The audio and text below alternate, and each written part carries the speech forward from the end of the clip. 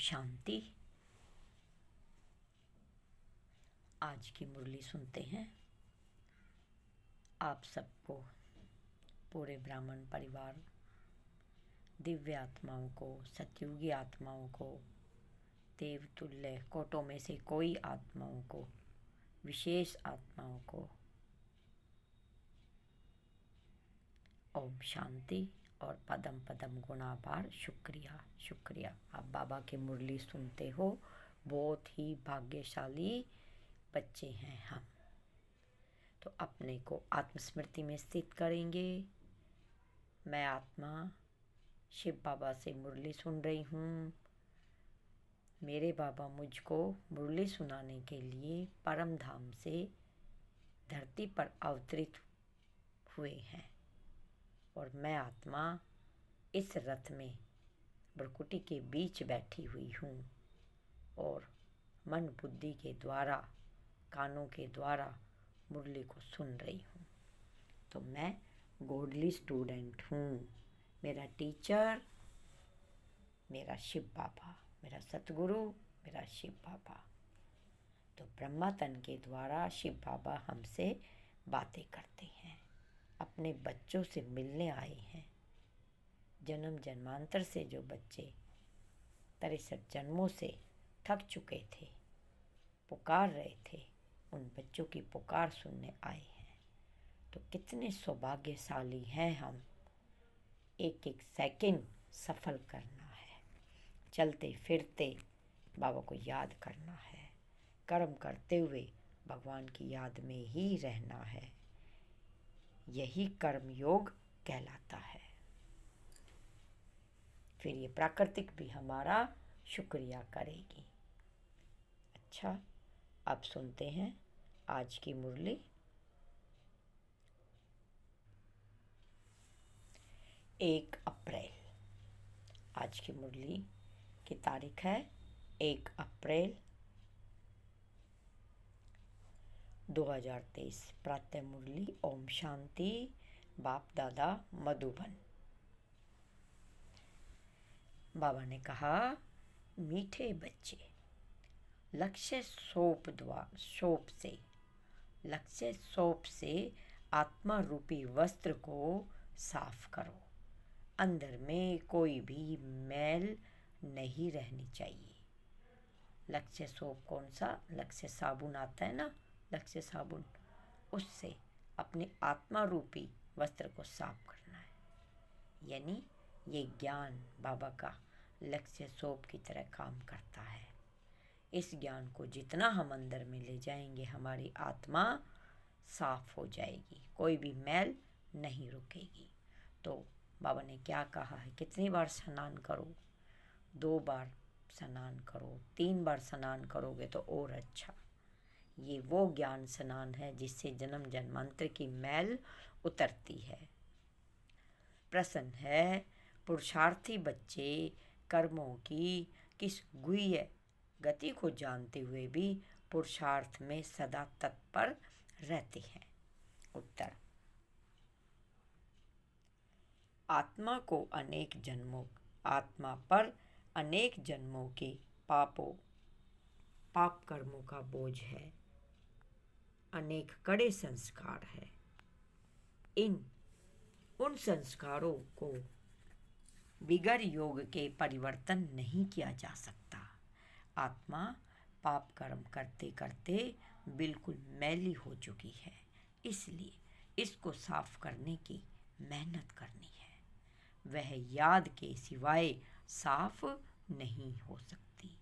याद में तूफान भी आएंगे, लेकिन कितने भी तूफान आए, वह पुरुषार्थ में सदा लगे रहेंगे। कौन लगे रहेंगे? जो बाबा के दिल तक नसीब बच्चे हैं, बाबा के प्यार का जो रिटर्न देते हैं, जो कल्प की आत्माएं तीव्र पुरुषार्थी है, वो ज्ञान में लगे रहेंगे, अपने पुरुषार्थ में लगे रहेंगे। गीत है, मैं एक नन्हा सा बच्चा हूँ। देखो, एक नन्हा सा बच्चा बन जाओ बाबा के आगे। ओम शांति। अब जो आकर के बाप के बच्चे बनते हैं, वह खुद ही कहते हैं हे बाबा, मैं अभी नया छोटा बच्चा हूँ। कोई 1 मास का है, कोई 8 रोज का है। यहाँ तो सब छोटे हैं ना। नए बच्चे कहेंगे हम छोटे हैं। कोई को 20, कोई को 15 वर्ष हुए हैं। वृद्धि को पाते रहते हैं। कहते हैं बच्चा तो बना हूँ, परंतु छोटा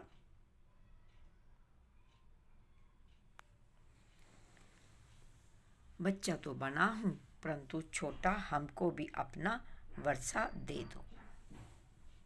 या हमारे ऊपर भी ज्ञान वर्षा करना। ज्ञान वर्षा तो होती है ना। इनको भाग्यशाली रथ कहा जाता है, जिनके ज्ञान गंगा लाई व ज्ञान अमृत लाया। उनके नाम बहुत हैं। भागीरथ भी हैं, अर्जुन भी है। किसकी बात हो रखी है ये? किसकी बात कह रहे हैं बाबा? ब्रह्मा की। ब्रह्मा वो भाग्यशाली रथ है जिस रथ में बैठकर शिव बाबा हमें मुरली सुना रहे हैं। प्रजापिता भी कहते हैं। तो एक ही प्रजापिता जो सभी को लक्ष्य देते हैं। बहुत बच्चे आते हैं जिनके वस्त्र बिल्कुल मैले पुराने हैं। कोई कपड़े कैसे, कोई कैसे हैं। कोई तो ऐसे सड़े हुए हैं जो धोने से एकदम फट पड़ते हैं। मानो कोई कपड़ा 6 महीने से नहीं धुलाओ और हम उसे धोते हैं तो क्या करेंगे? मैल जितना निकालेंगे वो कपड़ा ही फट जाता है।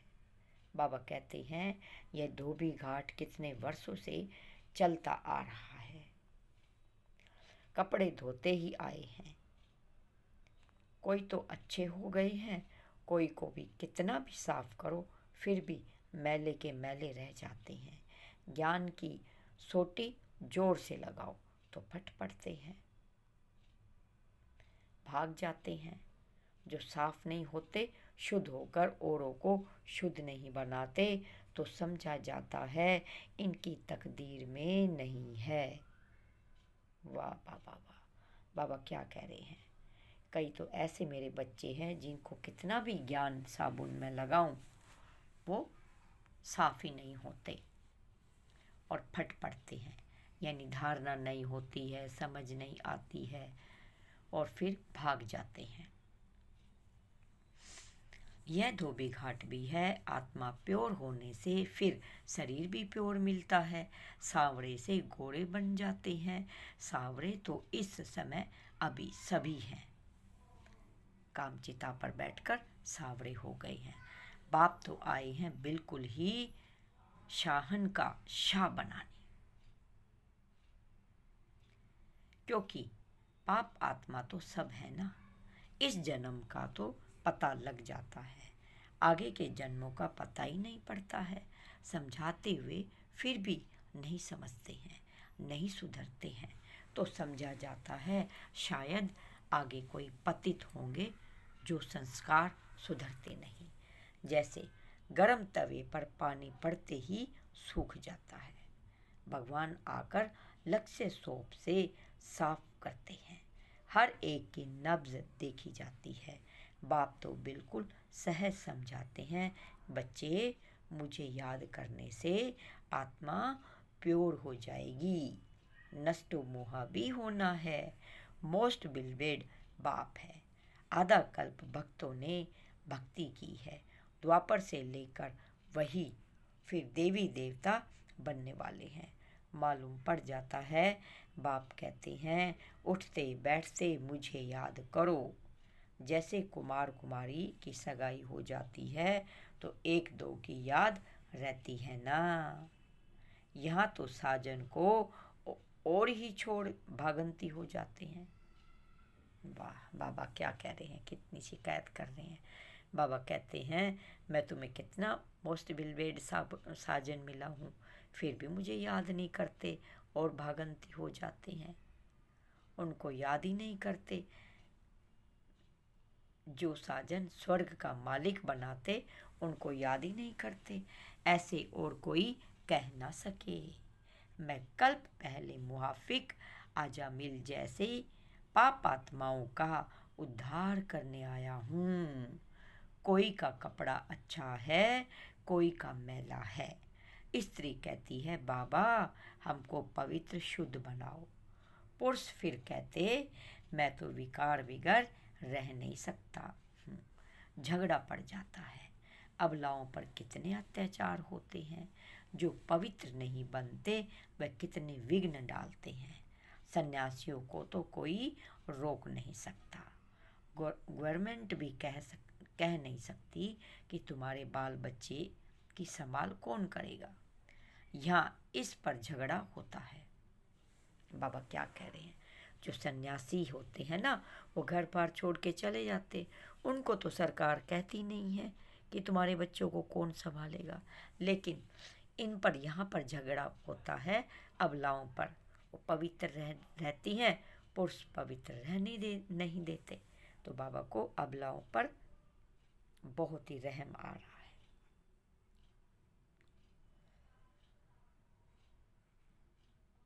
एक पवित्र बनते, दूसरा फिर अजामिल पापी रह जाते। जो पक्के निश्चय बुद्धि बन जाते हैं वह कोई की परवाह नहीं करते, बिल्कुल ही नष्टो मोहा हो जाते हैं। राजाई को भी ठोकर मार देंगे। भक्ति मार्ग में मीरा का मिसाल है।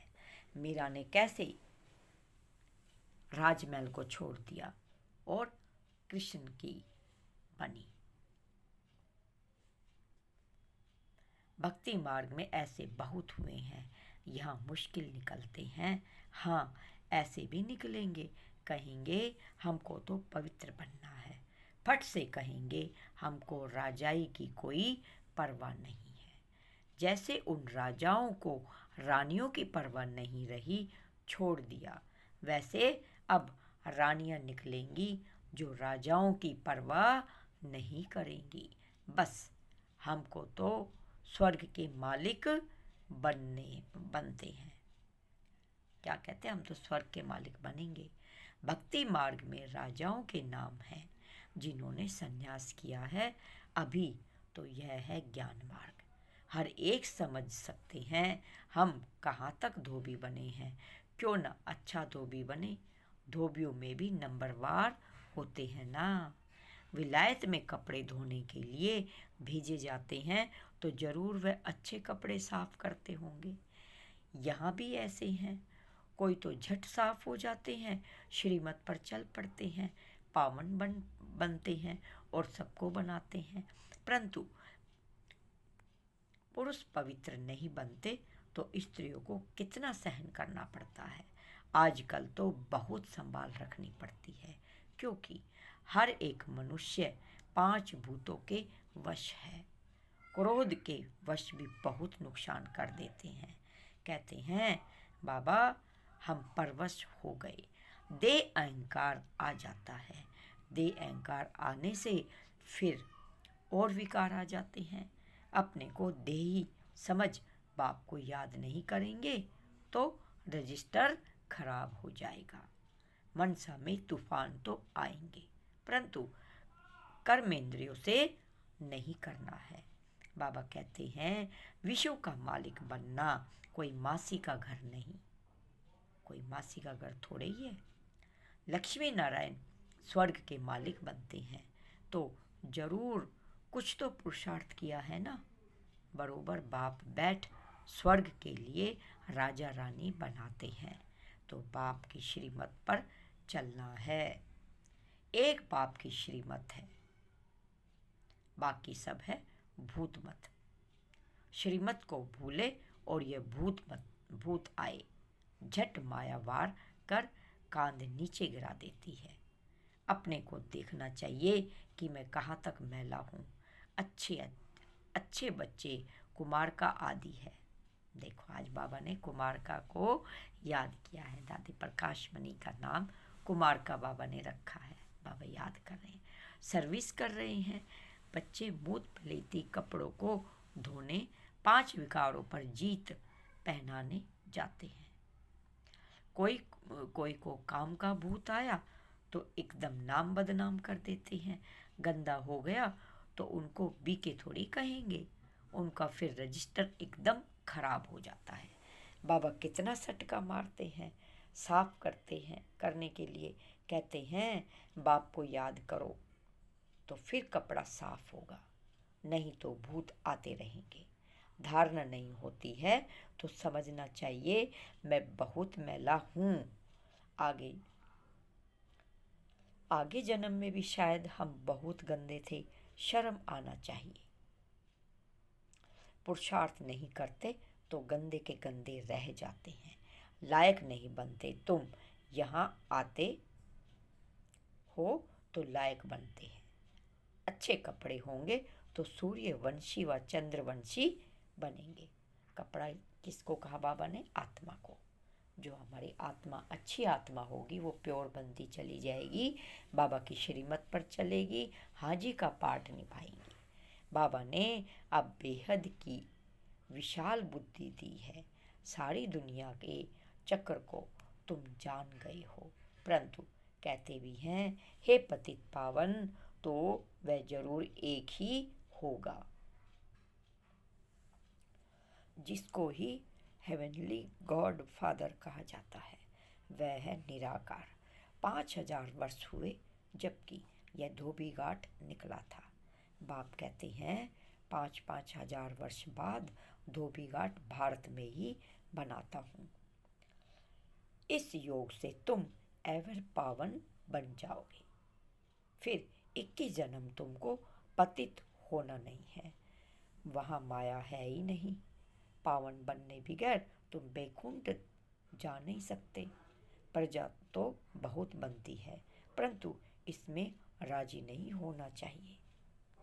कभी सोचो हम प्रजा में आ जाएंगे, बाबा कहते इसमें राजी नहीं होना है। गाते हैं तुम मात पिता हम बालक तेरे, तुम्हारी कृपा से राजाई के सुख घनेरे घनेरे पाए, न कि प्रजा के। यह तो है ही दुखदाम। भल धनवान है क्योंकि अच्छे कर्म किए हैं। यह है लौकिक राजाई, स्वर्ग की है पारलौकिक राजाई।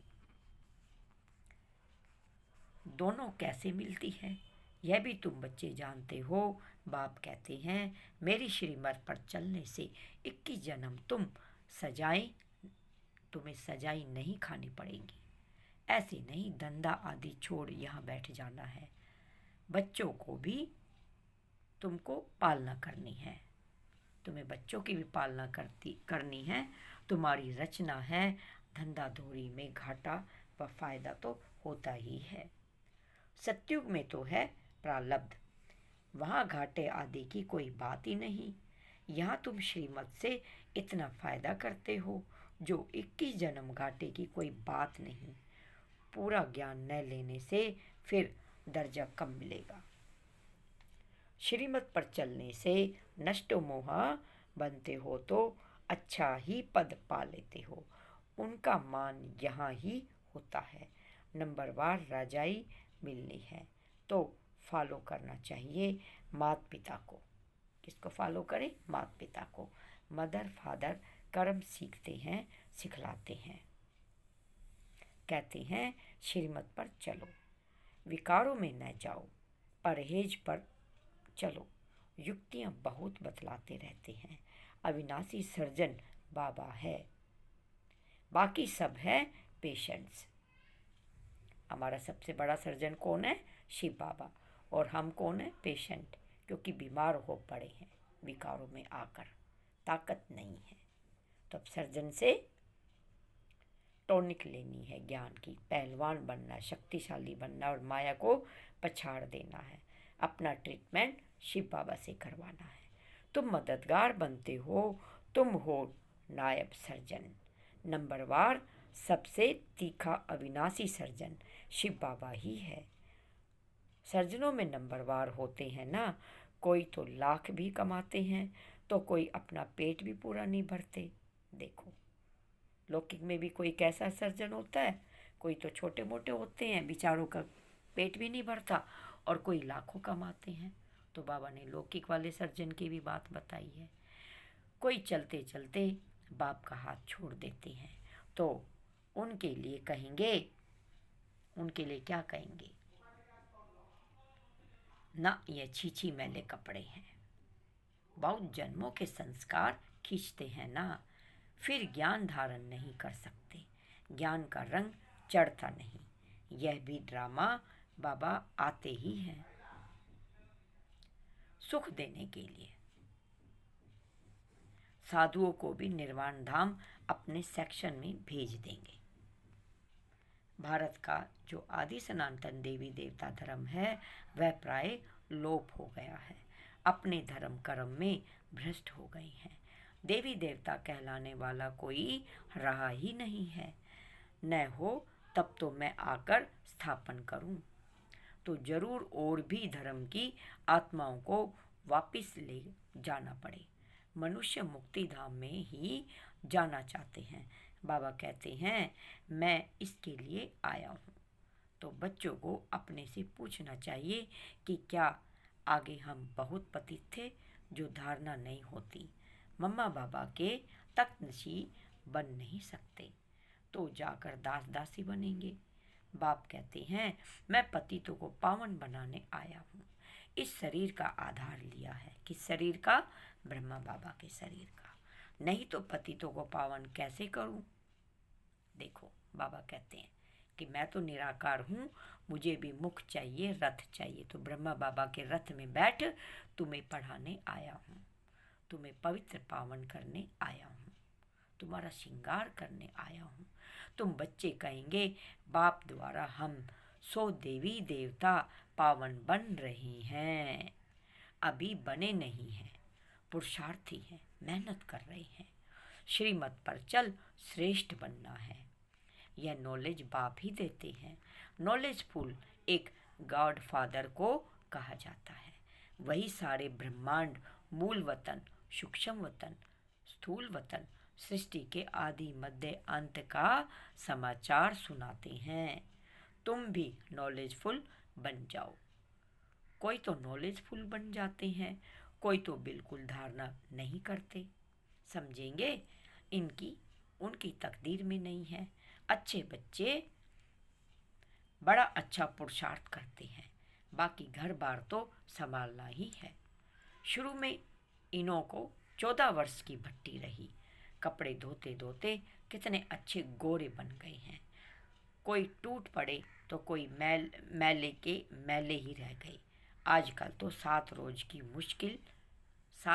मुश्किल ठहरते हैं। पहले तो पूरी भट्टी थी। भट्टी नहीं होती तो तुम तैयार कैसे होते? ईंटें भट्टी में पकती है ना। फिर कोई बच्चे कच्चे रह जाते हैं तो कोई टूट पड़ते हैं। यहाँ भी ऐसे है, परंतु कपड़े फट पड़ते हैं, श्रीमत पर नहीं चलते। श्रीमत पे नहीं चलते तो साफ भी नहीं होते हैं। अब आत्माओं की परम पिता के साथ सगाई कराई जाती है। शिव बाबा कहते हैं मैं तो एवर पावन हूँ, मुझे याद करते रहो तो तुम पावन बनते जाएंगे। गृहस्थ व्यवहार में रहते यह प्रैक्टिस करो। जो अच्छे बच्चे हैं वह तो झट प्रैक्टिस में लग जाते हैं, खुशी में रहते हैं, रात को जागकर अपनी आत्मा को धोते हैं। समझते हैं बच्चे पवित्र बनेंगे तो कपड़ा भी पवित्र मिलेगा। इसलिए बाबा कहते हैं नींद को जीतने वाले बनो, बाप को याद करो। आत्मा पवित्र होगी तो अमृत वेले का समय अच्छा है, उसी समय याद करने की राय देते हैं। नींद आए तो आंखों में तेल डालो। वाह वाह वाह वाह, बाबा युक्ति बता रहे हैं। नींद आए तो आंखों में तेल डालो, मतलब पुरुषार्थ करो। श्रीमत मिलती है याद करो। भल माया तूफान लाए तो भी तुम बाबा को याद करो। अच्छा, मीठे मीठे सिकी लदे बच्चों प्रति माता पिता बाप दादा का याद प्यार और गुड मॉर्निंग। रूहानी बाप की रूहानी बच्चों को नमस्ते। बाबा का हाथ अपने सिर पर महसूस करेंगे। बाबा हम बच्चों के सिर पर हाथ रखकर आशीर्वाद और वरदानों से झोलियाँ भर रहे हैं और हमें गुड मॉर्निंग और याद प्यार दे रहे हैं। तो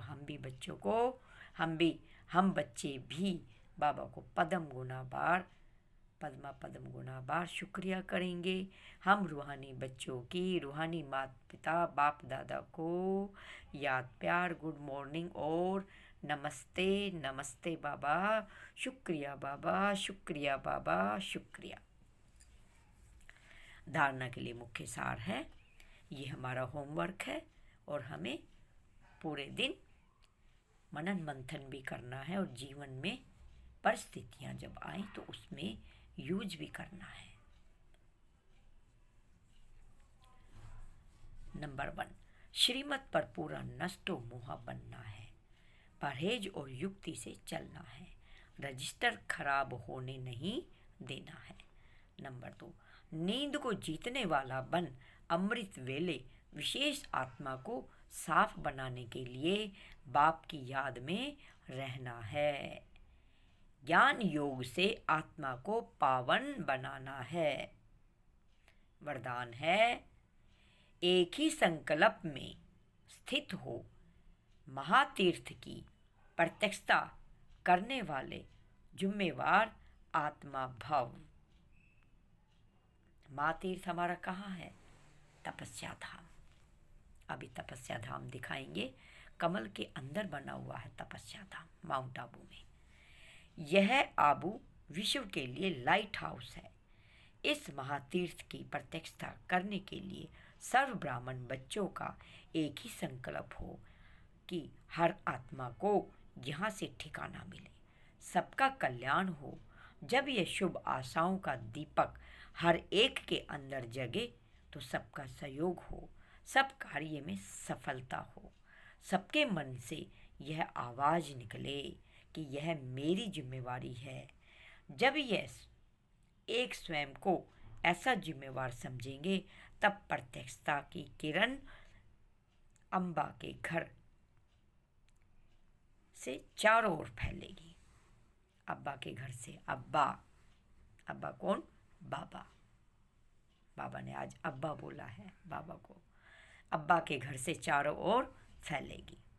स्लोगन है, अंतर्मुखता की विशेषता को धारण कर लो तो सर्व की दुआएं मिलती रहेंगी।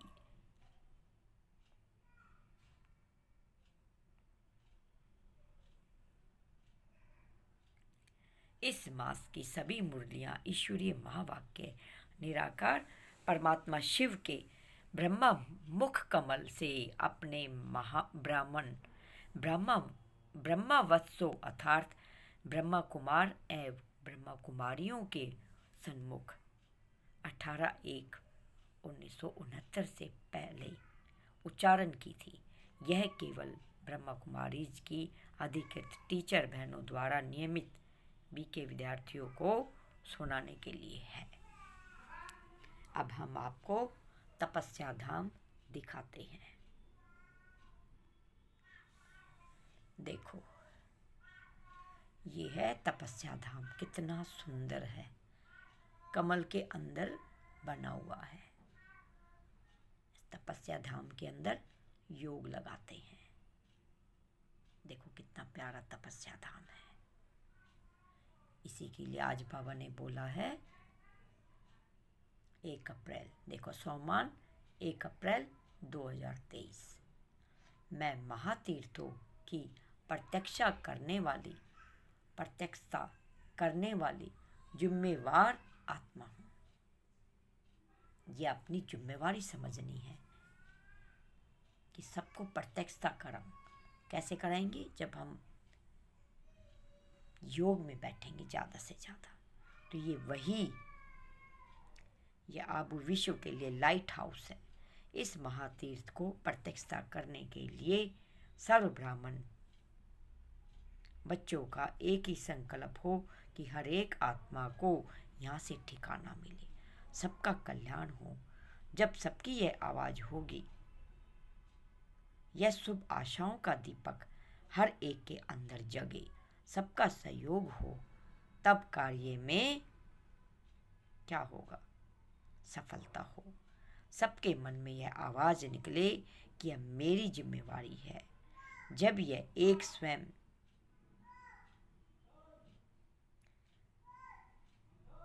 को ऐसा जिम्मेवार समझेंगे तो यह प्रत्यक्षता की किरण अब्बा के घर से चारों ओर फैलेगी। वाह वाह वाह वाह, ये तपस्या धाम है।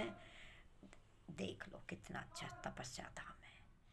आपको ज़रूर आना चाहिए यहाँ पे और तपस्या करनी चाहिए। जो भी हमारे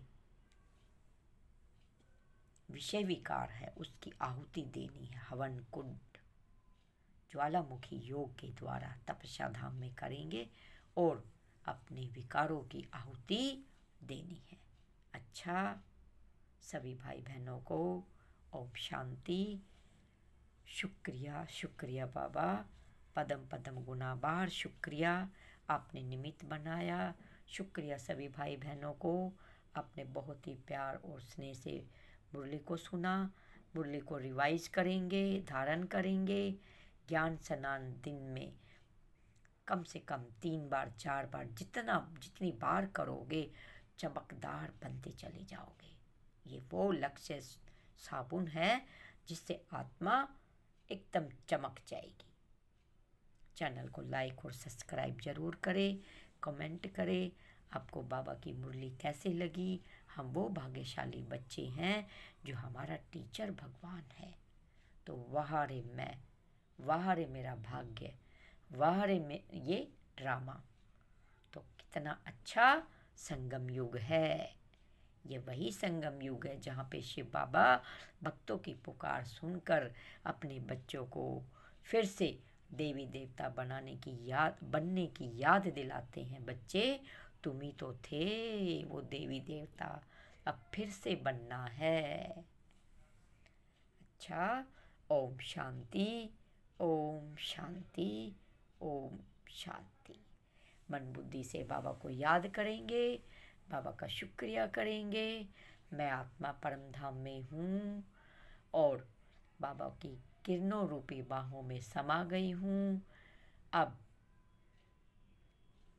सर्व शक्तियों से भरपूर होकर मैं आत्मा ग्लोब पर बैठकर पूरे विश्व की आत्माओं को सुख और शांति, आनंद, पवित्रता की किरणों से भरपूर कर रही हूँ। सबको बाबा के घर का पता बता रही हूँ। सब दौड़े दौड़े आ रहे हैं बाबा से मिलने के लिए, राज्य भाग्य लेने के लिए बाबा को ढूंढ रही हैं। सब कह रही हैं मेरा बाबा, मेरा बाबा, मेरा बाबा। तो मेरा बाबा आ गया। ओम शांति। शुक्रिया बाबा, शुक्रिया। Thank you Baba.